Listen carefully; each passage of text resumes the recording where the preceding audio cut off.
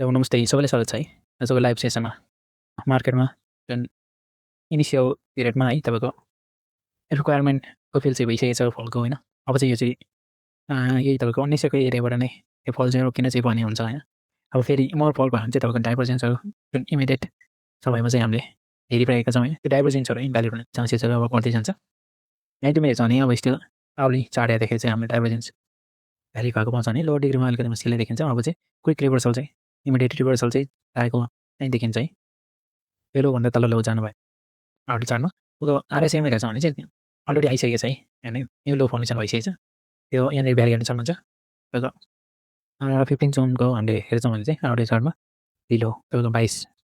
22.20 रहेको छ भने अहिले त्योभन्दा नि यो लो चाहिँ अलरेडी फर्मेसन भइसकेको छ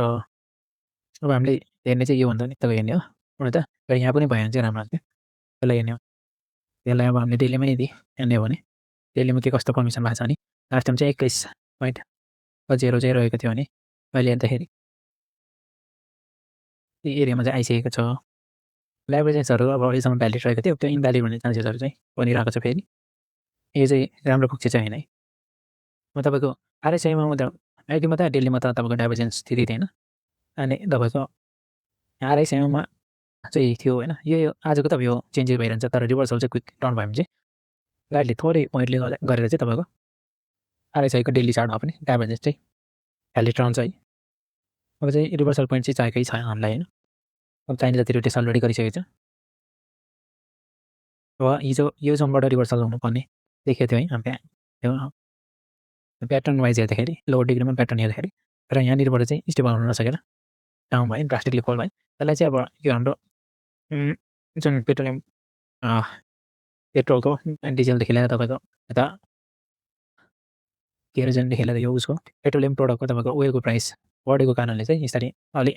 बढी नै फल भएको है त्यो चाहिँ ओभर रेट भएको तर हाम्रो प्राइस वाइज यदि हामीले हेर्छौँ भने चाहिँ यो क्रुड ओइलको प्राइस चाहिँ घटिरहेको छ तर हाम्रो मार्केटमा चाहिँ प्राइस चाहिँ बढिरहेको छ है उल्टो त्यो भनेको हाम्रो अलिकति डिले खालको हुन्छ लगभग 15 डेजको जस्तोको प्रायर प्राइसहरू चाहिँ हाम्रो देखिने गर्छ है अलि लेटली रियाक्ट गर्ने हाम्रो मार्केटको छ होइन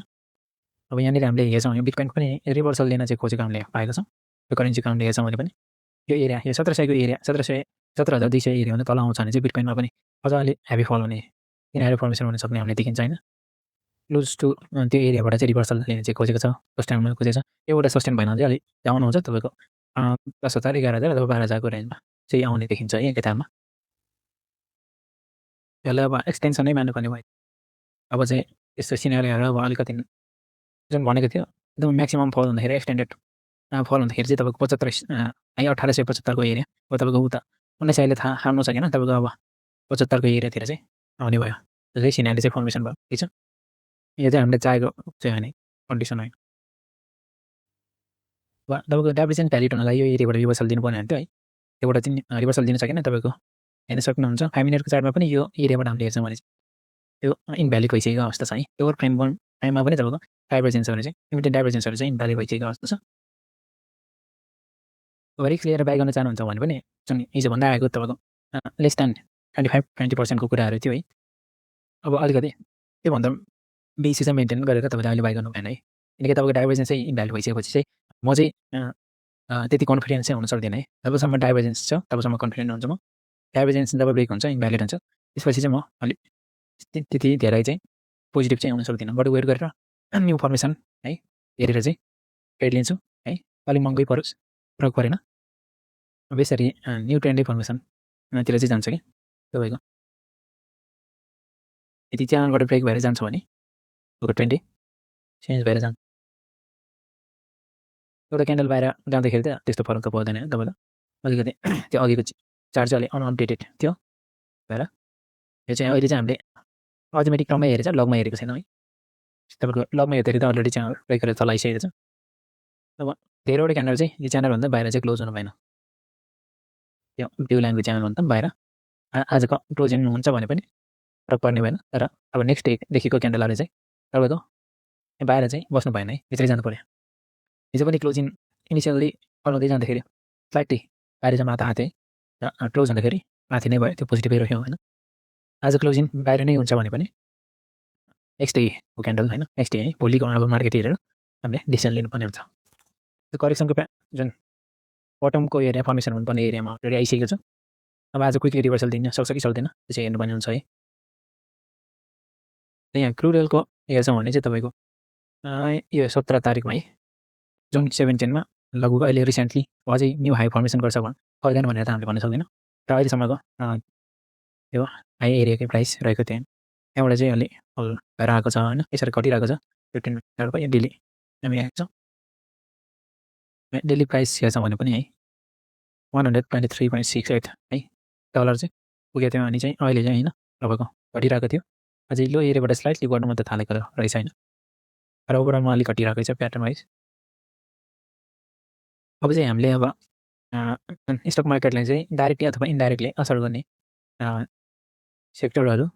मोस्टली अब तपाईँको यो क्रुड ओइलको प्राइससँग है रिलेसन राखेर पनि हामीले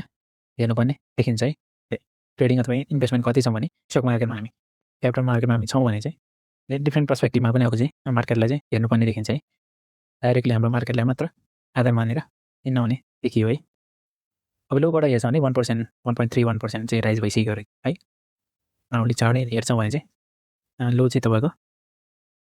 106.40 चाहिँ राइज होइन, फेरि अब राइजिङ प्याटर्न नै फर्मेसनमा खोजेको चाहिँ देखिन्छ है। हामीले प्याटर्न वाइज चाहिँ त्यो हेर्न खोज्छौँ भने अब यो अहिले रुटेस एउटा डाउनफलको रुटेस चाहिँ कहाँसम्म जान सक्छ है, अनि पोसिबिलिटी अब यहाँसम्म फेरि पनि तपाईँको यो एरिया है 112देखि 14को एरियासम्म चाहिँ यो बढ्ने देखिन्छ है। फेरि पनि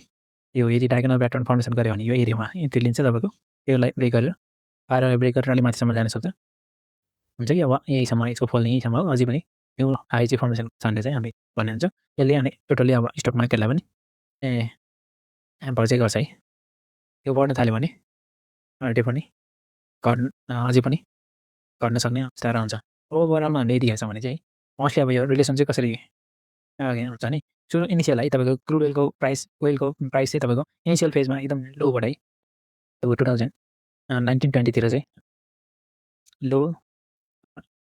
एरियामा त्यो होइन हेर्न सक्नुहुन्छ है। तपाईँको 19 पछि 20मा अलमोस्ट तपाईँको लो एरियामा आएर चाहिँ होइन बढेको छ भने चाहिँ सुरुको फेजमा है इनिसियल फेजमा क्रुड ओइलको प्राइस बढ्दाखेरि स्टक मार्केटको नि प्राइस बढ्ने गर्छ। अनि जब क्रुड ओइलको एभरेज प्राइस है मिडियम प्राइसहरू हुन थाले लो प्राइसबाट मिडियमसम्म जान्छ भने चाहिँ है त्यो बेलामा स्टक मार्केट अनिदेखि लिएर सबै मोस्ट अफ द बिजनेसेसहरू पनि ग्रो गर्ने देखिन्छ। जब एभरेजभन्दा हुन्छ हाई प्राइस हुँदै जान्छ होइन, मिडियम प्राइस भन्दा हाई प्राइस हुँदै जान्छ क्रुड ओइलको ओभर प्राइस हुँदै जान्छ है,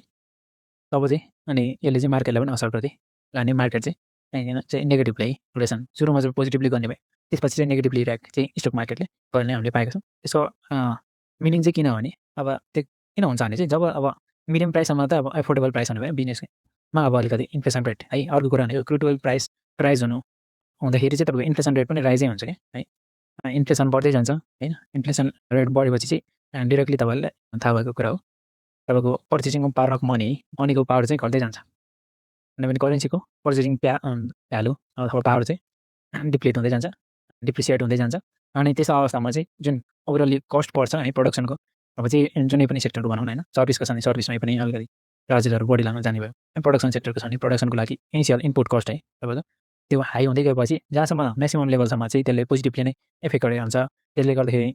प्रफिट अलिकति हाई प्रफिट जेनेरेट गर्नलाई मद्दत गर्छ भने अब त्योभन्दा लिमिटभन्दा बढी ओइलको प्राइसहरू बढ्दै गयो भने चाहिँ है तपाईँको अब प्रडक्सन गर्नलाई नै गाह्रो हुन्छ कि हाई प्राइस परे हुन्छ। अनि त्यसपछि त्यस्तो त्यो प्राइसमा अब जुन ओभरअली कस्ट अफ प्रडक्सन बढेपछि चाहिँ तपाईँको त्यही अनुसारले अब सेलिङ प्राइसमा पनि होइन मार्जिनमा पनि इफेक्ट गर्ने भयो। हाई मार्जिन राख्दाखेरि अब फेरि डिमान्ड चाहिँ घट्दै जान्छ है। सुरुको फेजमा डिमान्ड बढ्दै जाने भयो है, इनिसियल फेजमा डिमान्ड बढ्दै जाने भयो। जब कस्ट अफ प्रडक्सनदेखि लिएर सबै सर्भिस चार्जहरूको पनि प्राइसहरू एबोभ एभरेज पुग्छ होइन, जुन एफोर्डेबल प्राइसभन्दा माथि जान्छ तब चाहिँ हालिदिएपछि डिमान्ड पनि घट्दै जाने भयो। डिमान्ड भयो भने पनि प्रोडक्सन बढाउन सकिँदैन, कस्ट बढ्दै गएपछि चाहिँ डेफिनेटली तपाईँको प्राइस एकदमै बढेपछि चाहिँ त्यसले जुन प्रफिटको कुरा आउँछ नि जुनै पनि सेक्टरको प्रफिटलाई चाहिँ ह्याम्पर गर्छ। अब त्यो जुनै पनि सेक्टरको हुन सक्ने भयो, अहिले चाहिँ मैले सबै भन्ने भएन, तपाईँको प्रफिटलाई ह्याम्पर गर्छ। प्रफिट ह्याम्पर हुँदै गएपछि तपाईँको डेफिनेटली तपाईँको स्टक मार्केट डिफ्रेन्ट कम्पनीको तपाईँको प्रफिटै घट्दै गयो होइन, डिप्लिट हुँदै गयो भने चाहिँ यसले चाहिँ स्टक प्राइसलाई पनि त्यही अनुसारले चाहिँ डिप्लिट गर्दै स्टक मार्केटलाई पनि यसैले गर्दाखेरि घटाउँदै चाहिँ लान्छ है। यो चाहिँ सर्टली मैले भने ब्रोडली त अब तपाईँहरूले पनि आफैले रिसर्च पनि गर्न सक्नुहुन्छ, तपाईँहरूले बुझ्नु भएको नै होला होइन। हामीले यी कुराहरू चाहिँ अलि एनालाइज चाहिँ गर्नुपर्ने नै हुँदो रहेछ है। सिम्पली भन्दै आएको कुरा पनि हो होइन तपाईँको। हामीले इन्भेस्ट गर्दैछौँ क्यापिटल मार्केटमा भने चाहिँ हामीले जहिले पनि है तपाईँको फन्डामेन्टल कुनै पनि कम्पनीको फन्डामेन्टललाई पनि हामीले फोकस गर्नुपर्छ र हामीले इन्भेस्ट गर्दैछ भने टेक्निकल एनालाइसिसलाई पनि फोकस गर्नु पऱ्यो। साथसाथै तपाईँले इकोनोमिक फ्याक्टरलाई पनि है, इकोनोमिक इन्डिकेटरहरू विविध इन्डिकेटरहरू हुन्छ इकोनोमीको सबै मेजर कुराहरू जसलाई हामीले चाहिँ एकदम ध्यान दिनुपर्ने हुन्छ। त्यो कुराहरूलाई पनि हामीले मध्यनजर गरेर चाहिँ इन्भेस्ट गर्नुपर्ने हुन्छ है।